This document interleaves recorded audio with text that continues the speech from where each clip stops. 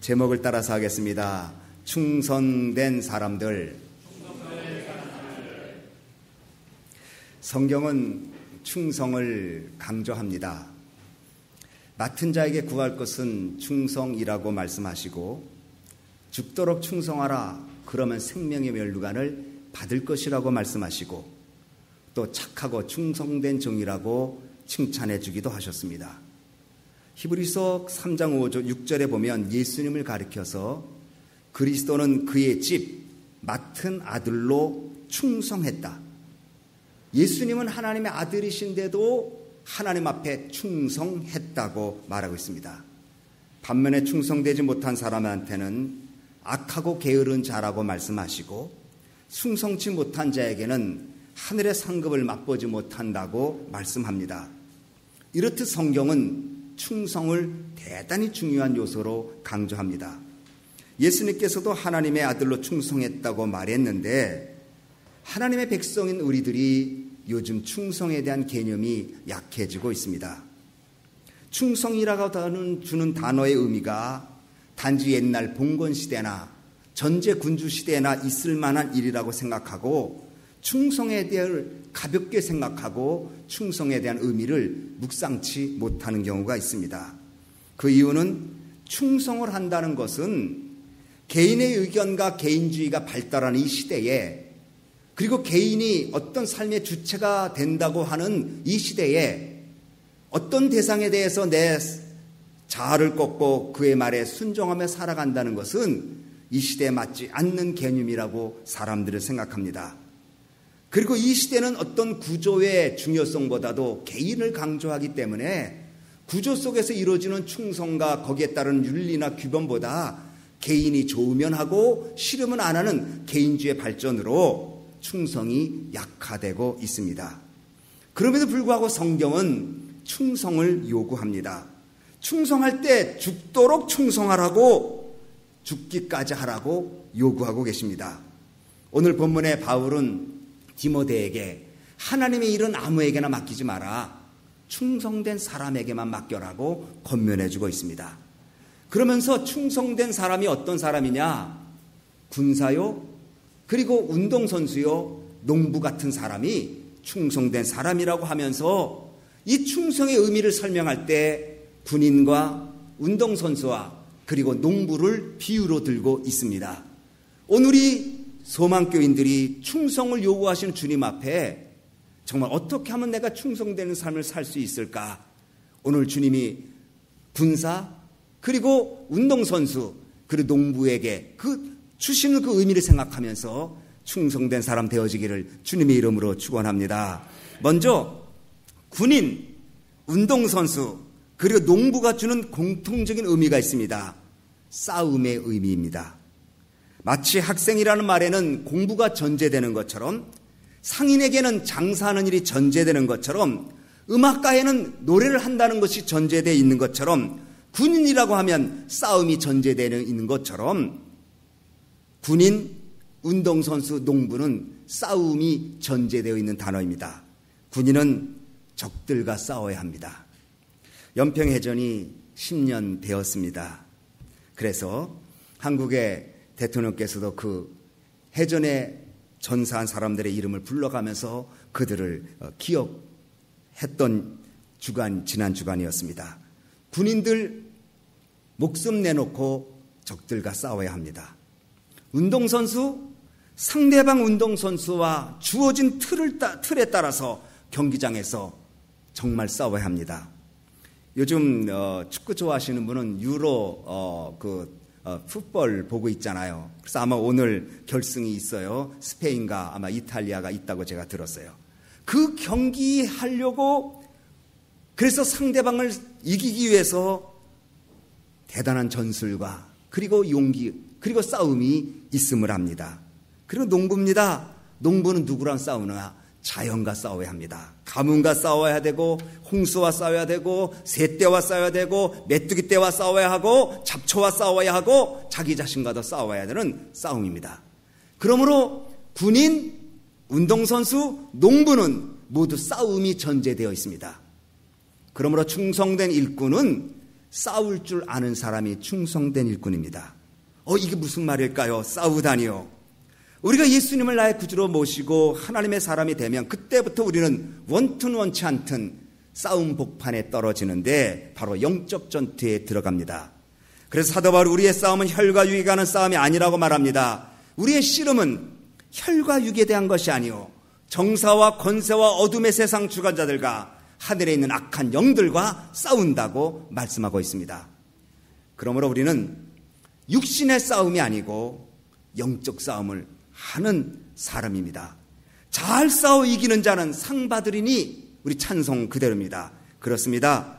우리는 싸울 줄 아는 사람이 충성된 사람입니다. 다시 말하면 영적 싸움을 싸워서 이기는 사람이 충성된 일꾼이 될 수 있습니다. 육신의 싸움이 아니고 혈과 육에 관한 싸움이 아니고 혈기로 이루어지는 싸움이 아니라 영적 싸움, 싸울 줄 아는 사람이 선한 그리고 충성된 일꾼입니다. 그래서 사도 바울이 나는 늘 선한 싸움을 싸웠다고 말합니다. 디모데후서 4장 7절에 내가 선한 싸움을 싸우고 나의 달려갈 길을 마치고 믿음을 지켰다. 선한 싸움이라고 말합니다. 악을 선으로, 미움을 사랑으로, 절망을 소망으로, 마귀를 주님의 이름으로 싸워 이기는 것, 이것이 싸움입니다. 사도 바울도 군사들처럼 운동선수처럼 달리고 믿음 지키기 위하여 영적 싸움을 끊임없이 했던 사람입니다. 우리의 영적 싸움은 사람과의 싸움이 아닙니다. 그래서 신앙생활 하면서 사람과 싸우는 것은 어리석은 일입니다. 사람은 사랑해야 될 대상이지 싸워서 이겨야 될 대상이 아닙니다. 사람은 아껴주고 사랑해야 될 대상이지 그를 밟고 일어서는 대상이 아닙니다. 우리의 싸움은 영적 싸움입니다. 그런데 영적 싸움에는 지면서 사람과의 싸움에서는 이기려고 한다면 충성된 종이 될 수가 없습니다. 사람과는 이기는 것을 기뻐하면서 영적 싸움에서는 지면 안타까워하지 않는다면 충성된 일꾼이 될 수 없다는 것입니다. 그러므로 충성된 사람이 누구냐? 잘 싸울 줄 아는 사람입니다. 선한 싸움 싸울 줄 아는 사람입니다. 악을 선으로 이기고 미움을 사랑으로 이기고 절망을 소망으로 이기고 세상을 말씀으로 이기고 죄악을 하나님의 성령으로 싸워 이기는 사람, 이 사람이 바로 선한 그리고 충성된 일꾼이 된다는 것 우리는 알아야 합니다. 둘째로 충성된 사람이 되려면 강한 사람이 돼야 합니다. 이 강하다는 말은 단순히 육체적인 힘, 지식의 힘, 건강 등 세상적인 사람들이 요구하는 강함을 말하는 것만이 아닙니다. 이 강함이란 이것도 바로 믿음의 강함을 얘기합니다. 프랑스의 황제이면서 한때 유럽을 제패했던 나폴레옹이 이런 말을 했습니다. 세계를 움직이는 것은 하나밖에 없다. 그것은 힘이다. 강한 힘을 갖는 것 외에는 세계를 제패하는 것 있을 수 없다. 힘에는 오류도 없고 착각도 없다. 힘에는 사실 그대로 힘이 나타난다. 그런데 그 힘을 추구했던 그가 결국 힘을 잃어버리고 망해버렸죠. 그러면서 그가 나사렛 예수여, 그대는 정말 위대하도다. 그대는 사랑의 힘으로 세계를 정복했지만 나는 무력의 힘으로 정복하려다가 나는 실패한 사람이다. 이렇게 고백하지 않았습니까? 지금도 그러나 이 세상은 나폴레옹 같은 논리 갖고 있습니다. 힘만 가지면 된다고 생각했어. 지금도 G2니 G12니 힘 가지고 있는 나라를 G2니 G20이라고 부르고 있지 않습니까? 오늘날 군사력이나 경제력을 바탕으로 세계에 영향을 끼치면 강대국이라고 생각합니다. 그러나 하나님은 그렇게 말씀하지 않습니다. 하나님은 성도들에게 그렇게 요구하지 않습니다. 강한 힘은 어디서 나는가? 은혜에서 난다고 말하고 있습니다. 그래서 오늘 본문에 내가 그리스도 예수 안에 있는 은혜 속에서 강하라, 2장 1절에 은혜 속에서 강하라. 그러면 은혜 속에서 강한다는 것은 무엇일까? 여기 강한다는 말은 헬라어로 인듀나노모라는 말입니다. 이것은 사도행전 1장 8절에 성령이 너에게 임하시면 너희가 권능을 받고 유대와 사마리아 땅까지 이르러 복음을 전한다고 말했어요. 예루살렘부터. 그 능력이라는 말이 두나미스라는 말인데 여기 강하다는 말과 같은 개념입니다. 즉 권능을 받는 겁니다. 신앙인들이 예수 그리스도의 선한 그리고 좋은 그리고 하나님 앞에 인정받는 충성된 일꾼이 되려면 강해야 하는데 성령 충만한 성도가 되어야 합니다. 그 성령이 충만해야 영적인 권능을 갖고, 성령이 충만해야 세상 속에서 그리스도의 사랑을 잃지 않고, 성령이 충만해야 기쁨과 감사로 이 험한 생각 강하게 살아갈 수 있다는 것입니다. 두 번째, 강하다는 말은 머물러 있으라는 뜻이 있습니다. 여호수아서 23장 8절을 보면 오직 너희 하나님 여호와를 친근히 하기를 오늘날까지 행한 것 같이 하라. 여기 친근히 하라는 말은 히브리 말로 다바크라는 말인데 붙어 있으라는 말입니다. 그러므로 강해지려면 강한 존재와 붙어 있어야 강해집니다. 약한 자와 붙어 있으면 나도 모르게 약해져요. 하나님과 붙어 있으면 하나님의 능력과 은혜가 있게 되지요. 우리 주님 예수 그리스도 안에 붙어 있는 것, 이것이 강해지는 것입니다.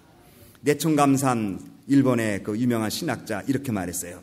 하나님을 믿을 수 있는 힘, 진리를 분별할 수 있는 힘, 선을 행할 수 있는 힘, 고난을 참을 수 있는 힘, 박해를 견뎌낼 수 있는 힘, 원수까지 사랑할 수 있는 힘, 이 모든 것은 하나님께 붙어 있을 때만 얻어진다.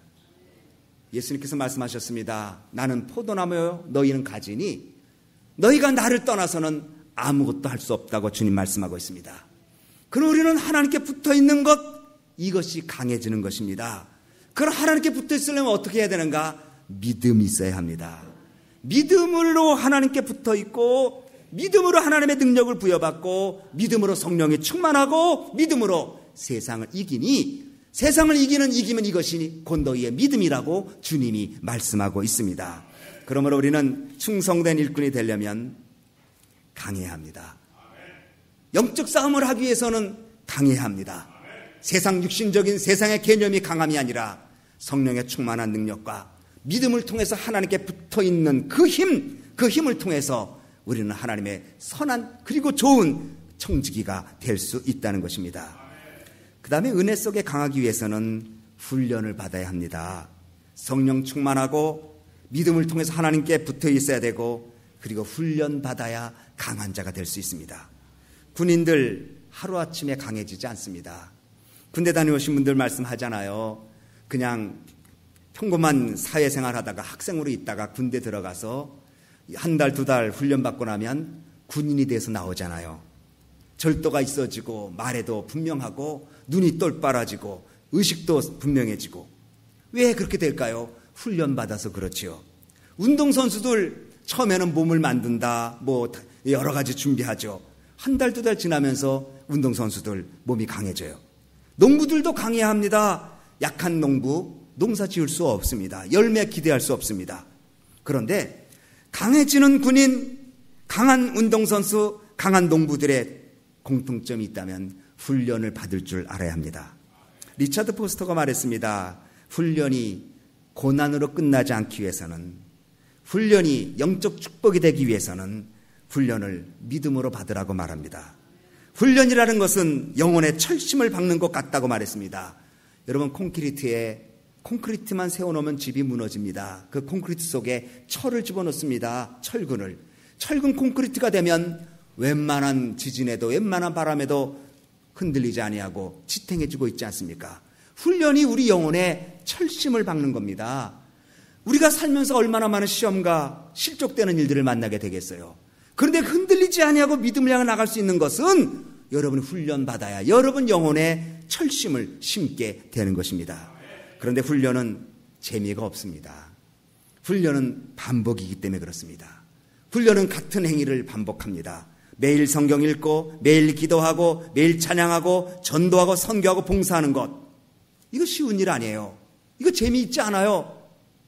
그런데 나도 모르게 훈련을 받고 나면 내 몸과 마음이 하나님의 사람이 되고 내 영혼 속에 철심이 들어가서 강건한 사람이 되는 줄 믿으시기 바랍니다. 그래서 성경이 이렇게 말하죠. 경건의 연습은, 육신의 연습은 조금 유익하지만 경건의 연습은 내세에 큰 축복이 된다고 말하고 있어요.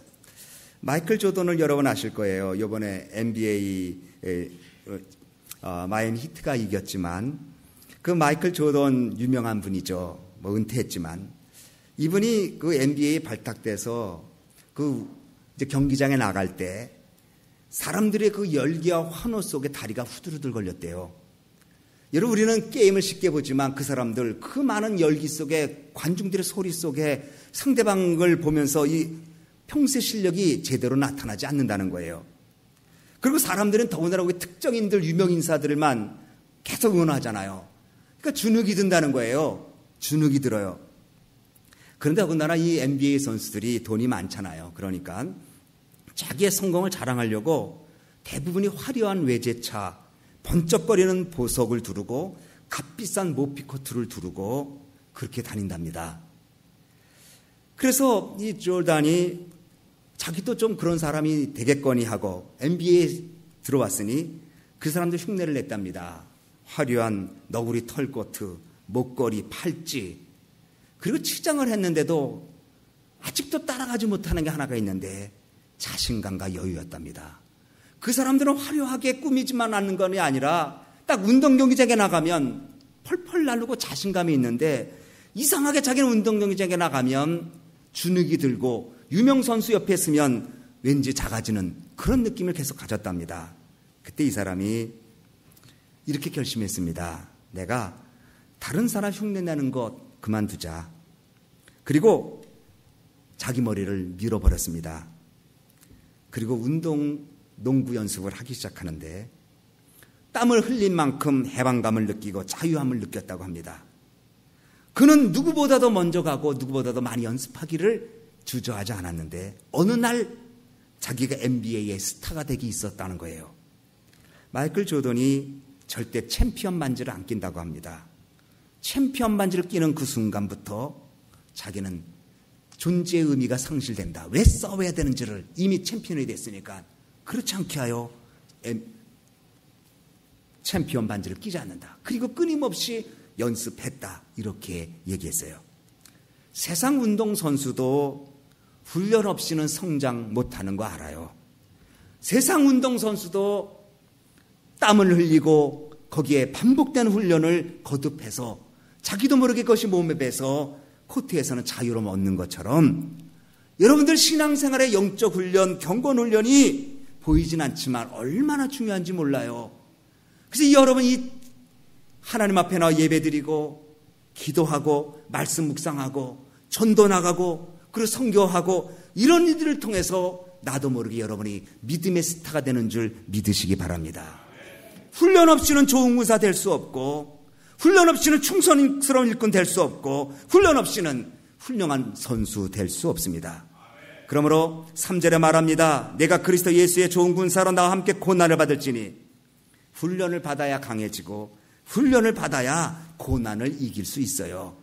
그런데 훈련이 없으니까 말 한마디에 넘어지고 시선에 주저앉고 문제가 안 풀리면 뒤로 물러서고 그래서 하나님 앞에 온전한 믿음으로 전진되는 것이 너무나 늦어지는 것을 우리가 체험하고 있지 않습니까? 오늘 우리는 하나님 앞에 충성된 일꾼 되기 원한다면 하나님의 훈련받는 일을 게을리해서는 안 될 것입니다. 세 번째, 군인, 운동선수, 농부들에게는 공통된 것이 있습니다. 규칙대로 해야 합니다. 운동선수, 군인, 농사 짓는 사람들 모두가 규범이 있습니다. 군인들 아무렇게나 전쟁 나가는 거 아닙니다. 운동선수 아무렇게나 운동하는 것 아닙니다. 농부들 아무렇게나 씨 뿌리고 농사 짓는 것 아닙니다. 나름대로 주어진 상황 속에 맞는 법칙이 있고 그 법칙을 따라서 행할 때 그들이 열매를 얻게 됩니다. 군인은 교전 규칙이 있습니다. 여러분 적들이 쳐들어오면 어떻게 대응하라는 것이 교전 수칙이 있습니다. 필드 매뉴얼이 있습니다. FM이라고 말하죠. 거기에 맞춰서 움직여요. 또 잘못되면 교전 규칙을 고칩니다. 이번에 고쳤다고 그러죠. 지난번에 연평해전 이후에. 그래서 5단계가 되는 것을 2단계인가 3단계를 압축시켰다. 운동선수 운동법칙이 있어요. 룰이 있어요. 야구선수는 야구선수의 룰이 있고 축구선수는 축구선수의 룰이 있어요. 룰에 맞춰서 하지 않으면 아무리 골을 많이 넣고 아무리 홈런을 쳐도 인정되지 않죠. 농사 짓는 사람, 농사 짓는 법이 있어요. 한국에 보니까 귀농한다고 그러는데 귀농하기 전에 농사를 배우라고 말하잖아요. 농사 씨 뿌리고 물만 주면 잘하는 줄 아십니까? 종자에 따라서 흙에 따라서 날씨에 따라서 걸음에 따라서 거기에 맞는 것을 해줘야 이 농사가 제대로 됩니다. 5절에 경계하는 자가 법대로 경계하지 아니하면 면류관 얻지 못한다. 그럼 우리에게 규칙은 무엇일까요? 하나님의 말씀입니다. 하나님의 말씀대로 살려고 애를 쓰고, 이런 상황에 하나님 어떻게 말씀하셨을까? 저럴 때는 하나님 어떻게 말씀하셨을까? 끊임없이 하나님 말씀으로 내 삶의 규칙을 삼고, 내 삶의 교정 규칙을 삼고, 내 삶의 농사 짓는 법을 삼고, 내 삶의 운동 경기의 규칙을 삼는다면 하나님은 그 규칙을 통해서 여러분에게 아름다운 열매로 다가게 하실 줄 믿으시기 바랍니다.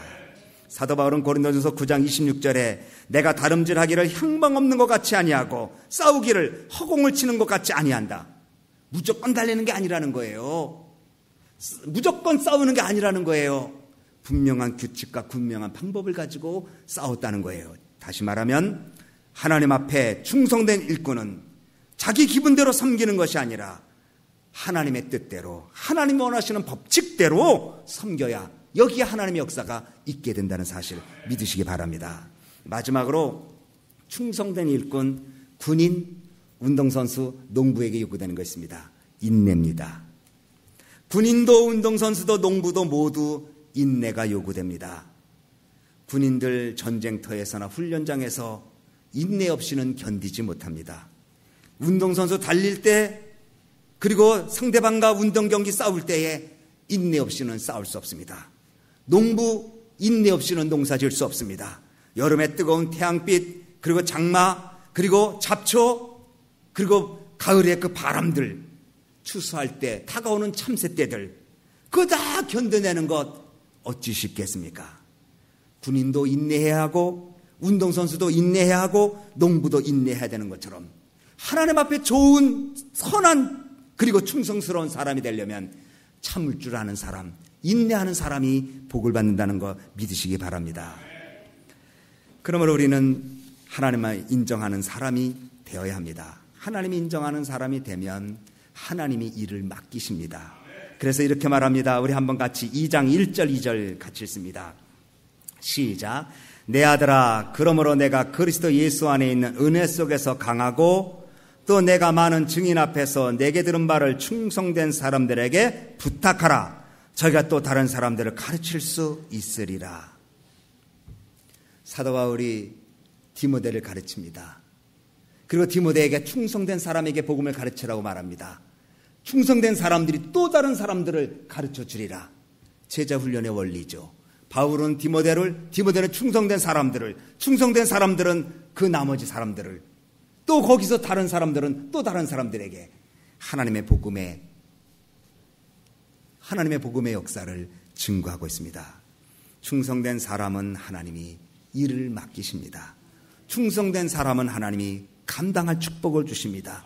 충성된 사람은 하나님이 칭찬해 주십니다. 그러므로 충성된 사람 되기 위해서 나는 싸움꾼이다. 영적 싸움꾼이다. 육신의 싸움이 아니고 혈과 육에 관한 싸움이 아니라 영적 싸울 줄 아는 사람이 돼야 영적 싸움에 이기는 자가 되자. 충성스러운 사람은 강한 사람이다. 하나님의 은혜 속에서 강해지자. 그래서 성령 충만하고, 그리고 믿음으로 하나님께 붙어있고, 그리고 훈련받아서 정말 강한 사람이 되자. 세 번째, 인내하는 사람이 되자. 군인, 운동선수, 농부 모두 인내할 때 승리와 월계관과 열매를 얻는 것처럼 우리도 인내해야 된다. 이것이 우리에게 주시는 하나님께서 충성된 일꾼 되는 조건이라고 생각합니다.